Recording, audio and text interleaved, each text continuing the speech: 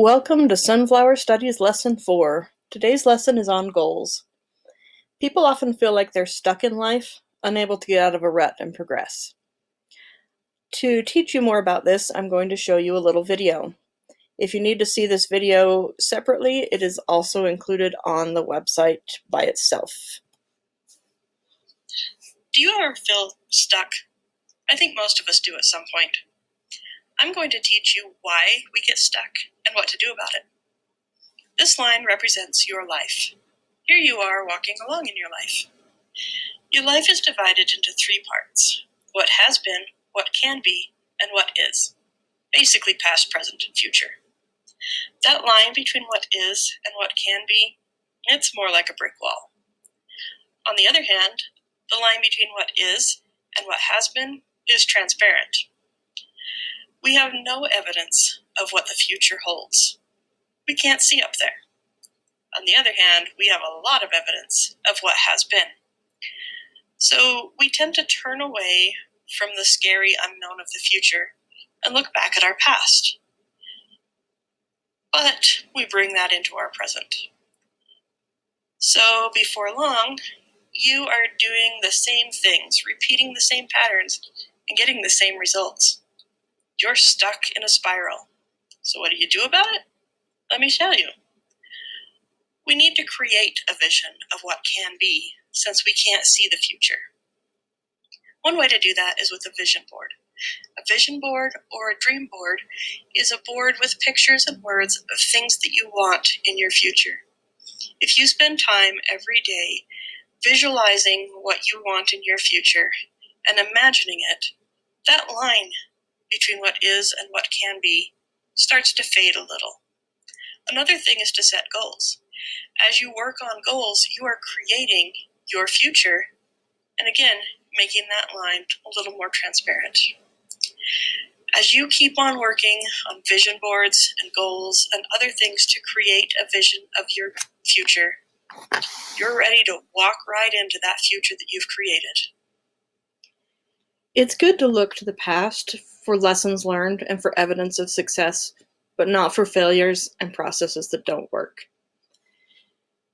So it's important to overcome that tendency and move forward into the future. And the two ways we're going to discuss in this course are setting goals and creating a vision board. First, goals. Why are goals important? What is the point of goals? Well, goals help us to motivate ourselves and to improve and make changes in our lives. Setting goals makes us more likely to achieve what we want. Increased motivation leads to increased achievement. Goals challenge us to do things better and more efficiently. They help us visualize a final result that might be difficult to see. Having goals helps us look toward the future positively. Accomplishing goals increases our feelings of self-worth and self-confidence. Working on any worthwhile goal, even a tiny one, is good. So why don't we achieve our goals? Have you ever set a goal or even a New Year's resolution and not achieved it? What are some reasons we don't achieve our goals? Some of these could be loss of focus, not being fully invested in the goal, maybe it's not important enough to us, bad habits, lack of proper planning, fear, not knowing how to work toward our goals that are too vague or too big, getting discouraged, etc. One method of goal setting is called SMART goals. SMART is an acronym. It stands for specific, measurable, attainable or achievable, relevant or realistic, and time-bound or time limit. First, specific. The goal needs to be specific, not vague like, I'm going to eat healthier. A specific version of that would be, I'm going to eat 3 servings of raw vegetables every day. Measurable. You must have a way to keep track of your progress toward the goal. How will you know how you're doing on it? What are the indicators of success? With the vegetable example, you already have a measurable quantity of veggie servings, but you can also add 5 days a week. Attainable, actionable, or achievable. Is this something that is within your control? Don't set a goal that is not in your control, like changing someone else or the weather or something like that. Luckily, in our society, vegetable consumption is within your control. Realistic. Can you realistically do this? If your goal is not reasonable, you will quickly become discouraged. Maybe you don't have the time or resources for your goal to include 3 different vegetables each day for the duration of the goal period. Time limit. What is the deadline for reaching your goal? When do you need to get there? Perhaps your goal can be, I am going to eat 3 servings of raw vegetables 5 days a week for 2 months. Maybe you can have a goal like, I am going to read 5 novels before the end of the year. A goal is a dream with a date, so set a date for your goal. How can you be successful with your goals? When you work toward a goal, you need to track your progress. If you don't, you will not be as aware of the goal and it can fade from your attention and get lost. If you quantify something, you give it value. There are several ways to track your progress. There are numerous apps for goal setting or habit forming, or you can create a chart or calendar to mark your progress. Use whatever method you feel will work best for you, and set up a system to track your goal's progress. It is also good to report on your progress. Pick someone to be your accountability buddy and report regularly to each other. Tell someone you trust about your goal and let him or her know how it is going. It isn't enough to report your progress to yourself. Having someone else involved will help you maintain both accountability and motivation. Start small. If you are a novice goal setter or lack confidence in reaching goals, start with a short-term goal. Perhaps something small or with a short deadline. Deep cleaning the bathroom, running a mile in a specific amount of time, finishing a project that you've put off. If you start with some smaller goals, you will achieve them quickly and easily, and this will increase your confidence in successfully attaining goals. On the website, there is a worksheet to help you write out a SMART goal. Hopefully you will print that out and use it and set a goal for yourself and let us know how it goes. Next is vision boards. Vision boards or dream boards are another way to visualize the future. Regardless of what name you call them, the point is to get you thinking about what you want in life and providing a way to focus on it.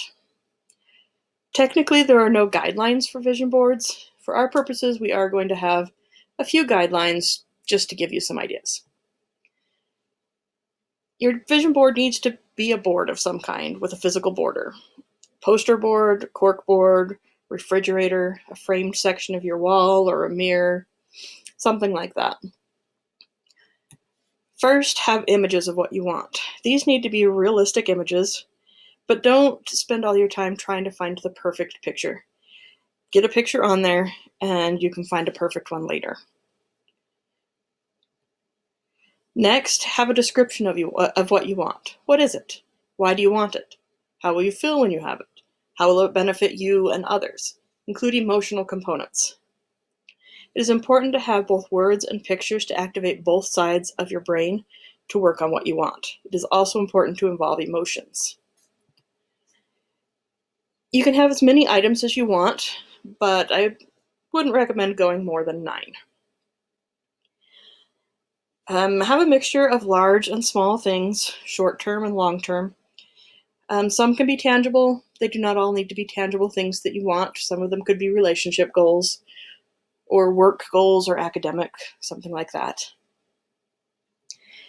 When you attain something from your vision board, move that picture and description into a binder where you keep track of your successes.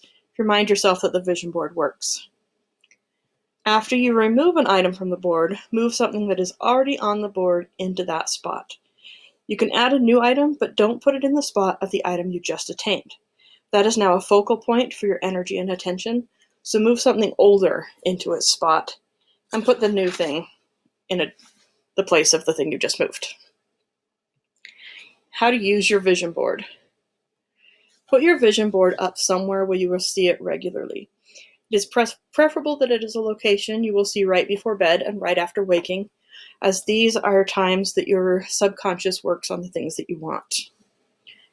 Spend time each day looking at it and thinking about it. It is recommended that you spend about 3 minutes each morning and night on each item.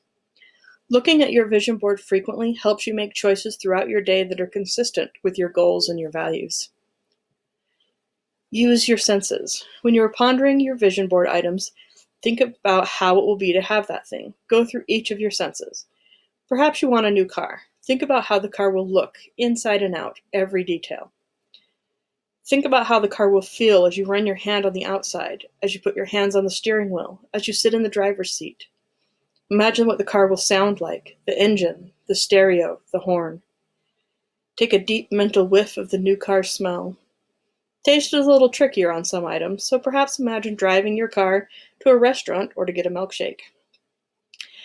Studies have shown that experiencing something in imagery is basically the same psychologically as experiencing something realistically or in actuality. So it's important that you visualize your vision board items as detailed as possible so that they become more reality. Take some time to draft up a vision board. What are some things you could put on it? What are some of the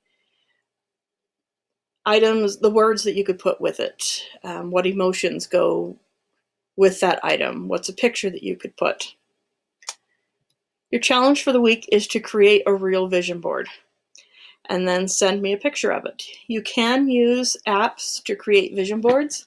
If you do that, just send me a screenshot of it. Have a great week accomplishing your goals.